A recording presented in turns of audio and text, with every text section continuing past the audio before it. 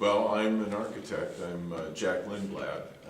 I've been in private practice for 31 years, and I've had a strong academic background in planning, community planning, urban planning, and architecture with a Master of Architecture from Texas A&M, and a Bachelor of Environmental Arts from the University of Washington.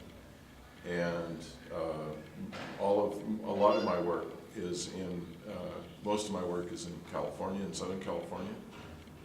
I worked in Northern California and Arizona and Texas, where I received my master's. So I currently have interests in getting a community planning of to answer climate change, and so it's really been a journey from having a production office where clients don't respond to the needs around us of addressing climate change with green building, or going beyond the green building code even today that we need to do. So combining everything with my long-standing interest in revitalizing Panorama City, seeing it as an incubator for transit-oriented development because of the existing infrastructure here and its proximity to the Metro line. We're finding that the East San Fernando Valley Transit Corridor effort by Metro to decide on whether there's going to be bus rapid transit or light rail is integral to solving our climate challenge. Whether we survive as a species, the climate change that Los Angeles and its latitude is subjected to is unknown. There is Arctic cooling, Arctic flows that present kind of a sheltered ecology that we have now for our Mediterranean climate, but there are 5-degree Celsius increases projected for later on in the century, toward the end of the century. So that presents real habitability challenges. In order to address that, we need to find areas that are amenable to revitalization. Other areas we have to abandon.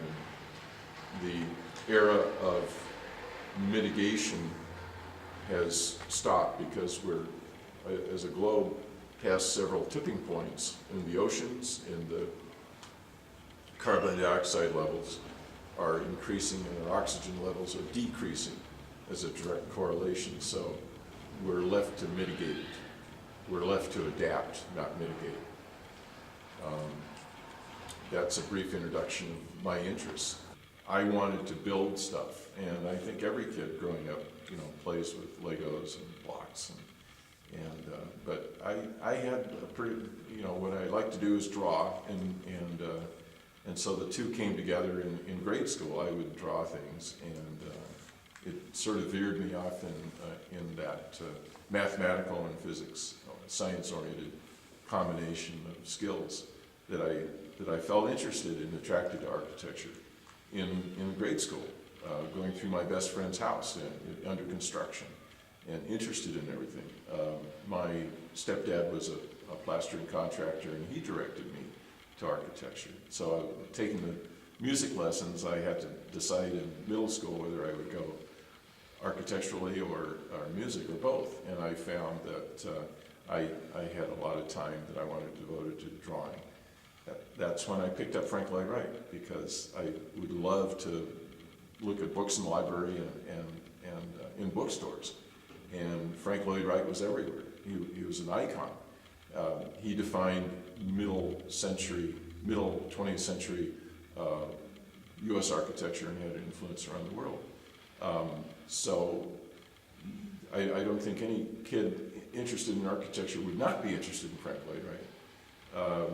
And then when I was interested in getting into the University of Washington Architecture School, I became familiar with with one of Wright's disciples, but certainly a strong philosophical icon on his own, Paolo Soleri, a doctor of architecture from Turin, who had split off from Wright early and had begun that same organic search within himself to see how he could change architecture and influence the continuance of our species facing these grave and terrible climate change challenges even 60 years ago, as culminated in the Club of Rome in 1972. So I went to Arcosani in 73, right around this period of a new awakening with Rachel Carson